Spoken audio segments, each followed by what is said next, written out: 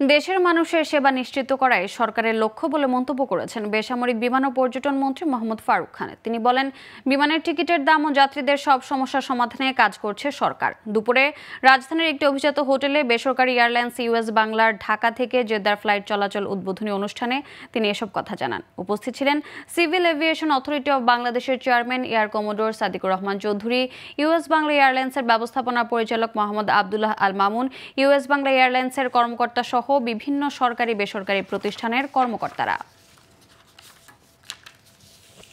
সরকারের প্রধান উদ্দেশ্য জনগণের সেবা করা, তারা যাতে উন্নত সেবা পায়, ভালো সেবা পায় এবং সঠিক মূল্যে পায়। এখানে যে সমস্যাগুলি আছে, যে বেশ কিছু প্রবলেম সলভ হয়েছে। আমরা নতুন নতুন এয়ারপোর্ট করেছি, এয়ারপোর্টগুলিকে বড় করেছি, তো আমরা উন্নয়নের কাজ করছি, বাট এখনও অনেক কাজ বাকি। কারণ আমাদের প্রধান উদ্দেশ্য হচ্ছে যাত্রীদের বা দেশের মানুষের সেবা করা।